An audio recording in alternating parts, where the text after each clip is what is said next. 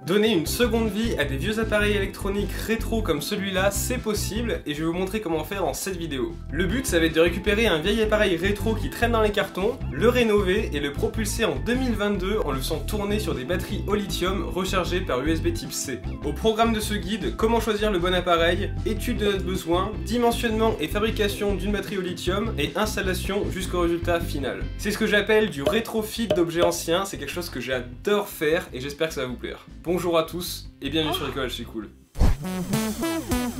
Déjà, premier critère, il faut qu'il ait de la gueule, ça c'est sûr. Personnellement, j'adore le faire sur des vieux postes radio des années 70-80 parce que je les trouve juste magnifiques. Mais surtout, il faut que ce soit un appareil que l'on puisse alimenter avec des batteries au lithium et donc en courant continu. Pour ça, la solution la plus simple, c'est de s'orienter vers des appareils portables de l'époque qui fonctionnaient à pile. Puisque vu que les piles alcalines sont en courant continu, on va pouvoir brancher notre batterie directement en sortie du boîtier de piles. Sinon, si vous voulez le faire sur un appareil qui fonctionnait sur secteur, à l'intérieur on va retrouver un transfo pour convertir le 220 volts alternatif en courant continu. Il suffira alors de câbler notre batterie directement en sortie de ce transfo là.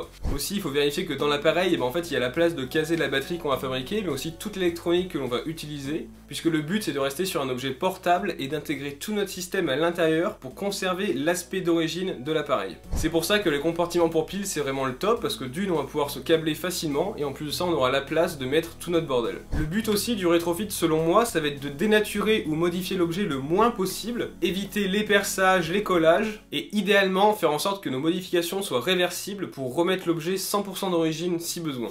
Du coup pour cette vidéo j'ai vidé mes cartons histoire de trouver la radio rétro idéale. J'ai un petit poste, la voix de son maître qui traîne dans le décor depuis pas mal de vidéos maintenant. J'ai aussi des toutes petites radios de poche que je trouve super stylées, mais là en termes de place interne ça va être assez chaud. J'ai aussi un énorme Ghetto Blaster Brandt, alors lui c'est sûr qu'un jour il va y passer. Et j'ai aussi genre un lecteur cassette qui fait soit portable soit relié au secteur. Mais au final, je vais me concentrer sur cette radio. C'est une Selena B212 fabriquée par la marque Minsk Radio Work en 1975 dans la ville de Minsk, en URSS, capitale de la Biélorussie actuelle. Donc on était en pleine guerre froide, ça faisait 6 ans qu'on avait marché sur la Lune, 11 ans avant Tchernobyl. Coluche commençait tout juste à être célèbre. La voiture de l'année en France c'était ça, et mes parents en fait c'était les personnages de Stranger Things version France. L'occupation des jeunes à l'époque c'était aller au troquet et boire des canons avec ses potes, et bricoler sa mobilette en écoutant le dernier album de Queen. Heureusement ça a bien changé depuis. Allez démarre, je vais être en retard au PMU putain. Enfin bref, c'est dingue de se dire que maintenant vous avez ça sous vos yeux en 4K sur YouTube.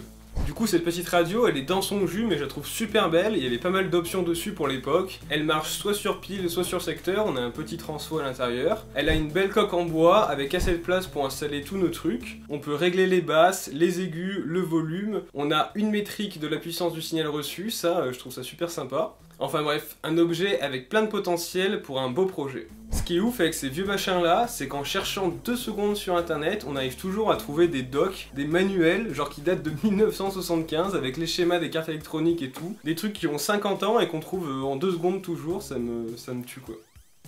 D'ailleurs, hein, si à tout hasard vous avez chez vous des vieux machins comme ça à débarrasser, n'hésitez pas à m'envoyer un petit mail, contact@bricolagec'estcool.com, sait-on jamais. Bref, comme vous l'avez vu chez Bricolage c'est cool, toute création de batterie commence par une analyse de son besoin, alors c'est parti.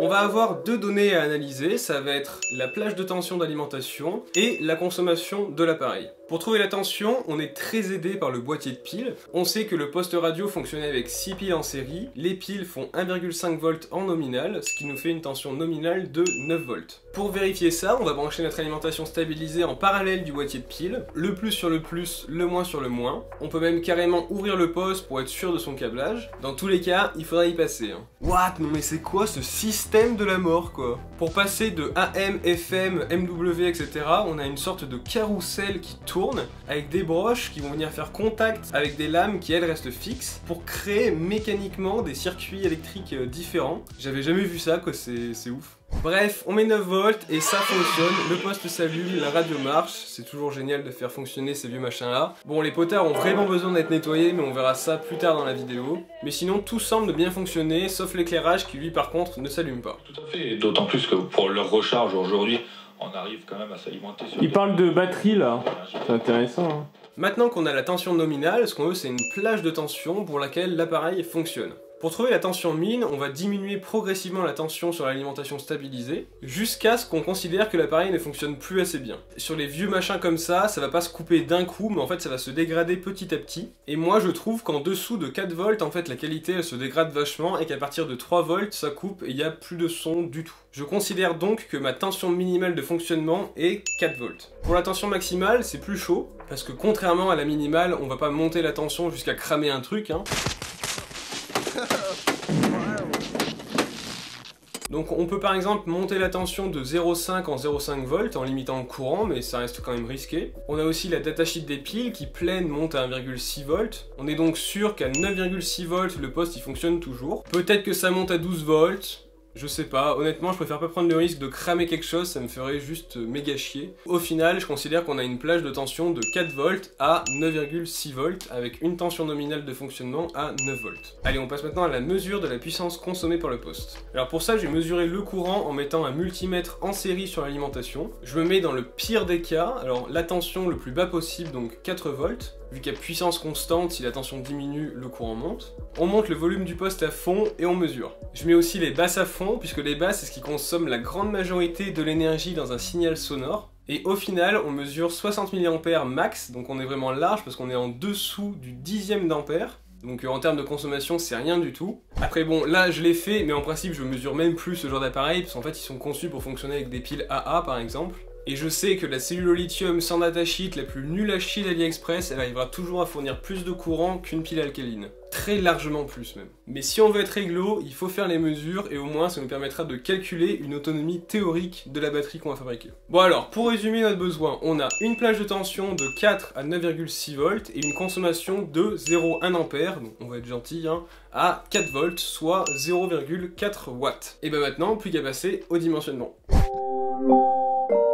Comme on l'a vu dans mes nombreuses vidéos sur les batteries, pour un problème donné, on va avoir une infinité de solutions, mais en y allant étape par étape, en posant des hypothèses, on finit par resserrer l'entonnoir et avoir bien moins d'alternatives. Ici, je vois deux solutions se dessiner personnellement. La première, pour atteindre la plage de 4 9,6 volts, ça serait de mettre deux cellules en série. En fonction des références, la tension d'une cellule varie de 2,8 à 4,2 volts. En 2S, on aurait une batterie qui sortirait une tension de 5,6 volts à 8,4 volts. Donc ça tombe bien dans la plage de fonctionnement du poste, c'est nickel. Et après, on peut mettre autant de parallèles que l'on veut pour augmenter l'autonomie. Par contre, qui dit avoir deux cellules en série, dit avoir un BMS, dit aussi devoir charger les cellules avec un chargeur de 8,4 volts en CCCV, ce qui augmente la complexité de la chose, et aussi ça force l'utilisateur à avoir un chargeur dédié pour son poste. Alors sachant que la semaine dernière, l'Europe a officialisé que d'ici automne 2024, l'USB type C sera le connecteur présent partout sur tous les appareils, autant prendre les devants dès maintenant. Même si la première solution fonctionnerait tout à fait, je préfère une autre alternative qui est une série de une seule cellule, ce qui permet d'utiliser des petits modules qui permettent de charger une batterie en 1S avec un port USB type C. Et mais la plage de tension elle est plus bonne là. Et oui, c'est pour ça qu'avec j'utilise un petit module que l'on appelle un boost converter DC vers DC. C'est un convertisseur que j'ai branché entre la batterie et le poste pour élever la tension de sortie. Dessus on a un petit potentiomètre pour pouvoir régler une tension de sortie fixe qui est supérieure à la tension d'entrée. Du coup je fixerai la tension de sortie sur 9 volts. L'inconvénient de ces petites cartes 1S et de ces petits boost converteurs, c'est que le courant max qu'ils peuvent fournir, ils sont souvent faibles, c'est 1 ou 2 ampères. Mais dans notre cas, il n'y a pas de souci parce que notre système il tient même pas un dixième d'ampère. Et bah d'ailleurs, si à l'étape d'avant vous n'aviez pas d'alimentation stabilisée chez vous, et bah vous pouvez prendre une petite alim classique récupérée qui traîne chez vous et la câbler sur un boost converteur. Comme ça vous faites varier la tension et ça vous fait une petite alim stabilisée. Il existe aussi des buck converteurs qui permettent d'abaisser la tension d'entrée et aussi les buck boost converteurs qui eux peuvent faire les deux. Et bien sûr, je vous mets les références de tout ce que j'ai utilisé pour ce bricolage dans la description s'il y en a qui veulent se lancer. Bref, pour augmenter la capacité de la batterie, comment je ferai du coup? Et ben en fait, j'ajouterai autant de cellules en parallèle que je le souhaite. Les autres composants ne changeront pas. Ouais, mais du coup, quelle référence de cellules on va choisir alors? Et ben on a vu que niveau plage de tension, n'importe quelle cellule va faire le taf, vu qu'avec le boost converteur, on va pouvoir l'élever jusqu'à 9 volts. Niveau courant, on a un très faible courant que n'importe quelle cellule au lithium est capable de fournir. Du coup, bah, il va rester les autres caractéristiques comme la capacité. Peut-être que dans votre objet rétro, il n'y a pas beaucoup de place, alors du coup, il vaut mieux peut-être avoir une cellule de 5 ampères que deux cellules de 2,5 ampères. On peut aussi viser des cellules bon marché, parce qu'en principe, plus une cellule peut fournir un gros courant et plus elle est chère. comme par exemple les 25 A de chez Samsung. Moi je viserai des cellules à bonne capacité et à faible courant de décharge pour ce genre de projet. Vous pouvez aussi prendre des cellules en pochette plutôt que des cellules cylindriques. Elles sont souvent plus fines et de par leur forme plus faciles à caser dans un boîtier, mais plus fragiles, donc protégez-les bien. Et bien sûr il y a la contrainte de faites avec ce que vous avez, sinon la vidéo elle sortira jamais le week-end prochain. C'est pour ça que je vais utiliser ces cellules de chez Sony, donc les US18650NC1, qui restent de ma vidéo où j'avais fait des batteries portables personnalisées. N'hésitez pas à aller la voir hein, si vous voulez vous marrer un petit peu de la tronche qu'avait la chaîne en 2019. Et du coup j'en mets combien du coup 1, 2, 10, 1000 ? Pour répondre à cette question, on va essayer de se faire ensemble une petite estimation de l'autonomie. D'après nos mesures, la radio elle tire 0,1 A sous 4 volts à la louche, donc ça c'est en sortie de boost converteur. En entrée, au pire des cas, cellule quasi vide, on sera à 2,5 volts d'après la datasheet. Donc avec une petite règle de 3, ça nous fait un courant de sortie de cellule de 0,14 A. D'après la datasheet d'une cellule et leur mesure de capacité, on a une capacité minimale de 2,75 Ah pour une décharge à 550 mA. Vous notez que plus on décharge avec un fort courant et moins on a de capacité stockée dans la batterie. 6 A 2613 mAh, 8 A 2200 mAh. C'est ouf hein. Et c'est pas l'autonomie, hein, c'est bien la capacité. C'est comme si en fonction de ton accélération en voiture, la taille de ton réservoir elle diminuait, en plus du fait que tu consommes plus. D'ailleurs du coup en parlant de ça, je me disais que ça serait cool de vous faire une petite vidéo sur comment bien lire et comprendre une datasheet de cellules. C'est vrai que c'est la bible quand on bricole des batteries, mais en fait je me suis bien rendu compte que c'est tout sauf évident. Donc dites-moi en commentaire si une vidéo sur le sujet pourrait vous intéresser. Bref, nous on décharge à 140 mAh, donc on n'a pas de données pour ça, donc on va rester sur le chiffre de 550 mAh, qui nous donne 2,75 Ah de capacité. Si on fait un calcul, ça nous donne 19,64 heures d'autonomie avec une seule cellule, mais là on a fait des calculs avec un rendement de 1 partout, ce qui n'existe pas dans la vraie vie, il y a forcément des pertes. Du coup, d'après cette étude, les pertes par effet joule lorsqu'une batterie se décharge, elles vont jusqu'à 20%, donc ça fait déjà 15,71 heures. Le boost converteur, il a une efficacité aussi qui se calcule en fonction des tensions d'entrée, de sortie, mais on va faire simple en prenant la valeur de 95%, ce qui nous fait donc 14,93 heures, soit 14 heures et 55 minutes. Allez, on va dire 15 heures, on est sympa. Donc d'après ces calculs, certes à la louche, on estime que dans la pire des situations, la batterie elle devrait tenir 15 heures avec une seule cellule en parallèle. Du coup, compte tenu de tout ça, on va en mettre 2, comme ça on est méga large. Allez, c'est parti pour assembler tout ça et voir si ça fonctionne. Alors avant de tout installer dans l'appareil, on va faire le montage à côté et voir si tout fonctionne comme il faut. Ça évite les erreurs et ça mange pas de pain. Je commence par assembler mes deux cellules au spot welder. Je mets mes cellules dans des spacers, j'utilise des rubans d'acier nickelé de 8 mm de large et 0,15 mm d'épais. Alors pourquoi je choisis cette technique d'assemblage parmi les trois que je vous avais présentés? Et ben c'est surtout pour la compacité. Les rubans prennent moins de place que des barres de cuivre et en plus les courants qui vont circuler sont tellement minuscules, pas du tout la peine d'utiliser du cuivre. Et pour bien dimensionner votre assemblage via soudage par points, je vous invite à aller voir la vidéo complète sur le sujet. Ou sur un autre sujet d'assemblage, en fonction de votre besoin bien sûr. C'est chacun son besoin. Alors je commence par faire le câblage avec le boost converteur uniquement, puisque le chargeur USB type C n'est pas encore arrivé tout de suite. Hop, je branche le plus de la batterie au VIN plus du boost converteur et le moins au VIN moins. Ne pas oublier aussi un petit bouton on-off en série sur le plus. Même si on a déjà un bouton on-off sur la radio, celui-là il va séparer la batterie du boost converteur qui décharge lentement mais sûrement la batterie. Je branche un multimètre en sortie du boost converteur que j'avais rallongé avec des fils et je règle la tension de sortie sur 9 volts avec la résistance réglable. Je câble ça vite fait sur la radio au même endroit que la lime stabilisée, j'allume et ça marche. Yes! Yes!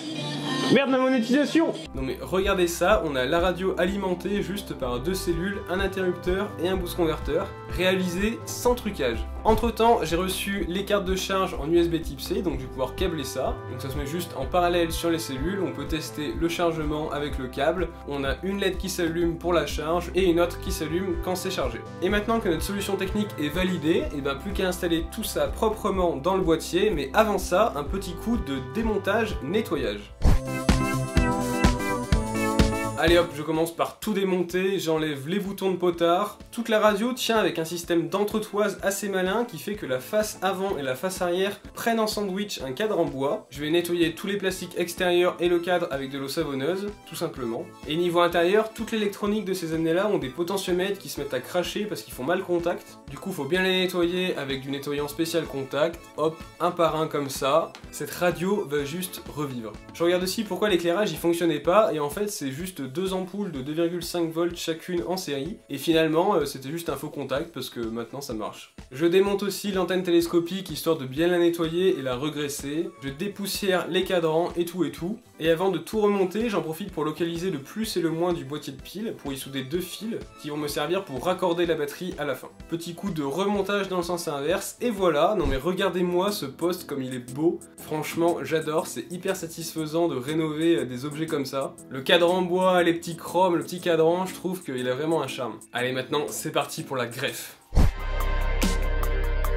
Alors mon but là, c'est de venir intégrer notre système dans le compartiment des piles et faire en sorte qu'on ait le port USB type C accessible pour le chargement. Je vais aussi dessouder les LED de charge et de décharge pour venir les rallonger et les rapporter sur une face du boîtier. Parce que c'est quand même important pour l'expérience utilisateur de savoir si ça charge et si c'est fini de charger. Et vu que sur le poste, il manque un cache-pile, j'ai eu l'idée de recréer un sorte de tiroir qui va contenir la batterie et l'électronique, mais aussi donner accès au port USB, à l'interrupteur et au LED, et tout ça qui va se raquer dans l'emplacement des piles d'origine. La pièce sort de l'imprimante 3D, j'installe le tout dessus comme prévu par mon design.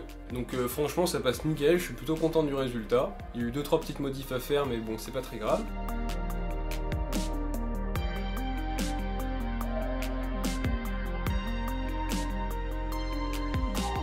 Je câble ça au plus et au moins final qu'on avait rallongé. Et ça se rack nickel, franchement j'ai trop géré, je suis trop content du résultat. Et je me dis que je me suis quand même amélioré depuis ma vidéo sur le tourne-disque portable.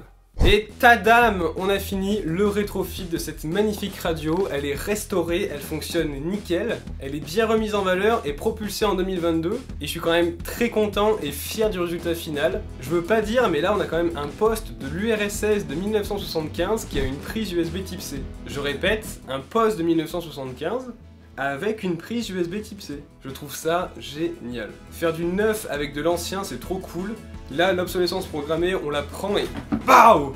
On la démolit. Normalement, avec ce guide, vous avez tous les éléments pour refaire ça chez vous avec un appareil rétro qui traîne. Mais bien sûr, si jamais vous avez un doute, passez par la case commentaire, posez une question et j'y répondrai avec grand plaisir. Et si vous avez kiffé ce projet, je vous invite à vous abonner à la chaîne Bricolage c'est cool pour me remercier et avoir d'autres contenus comme ça. Je vous dis à la prochaine et bricolez bien.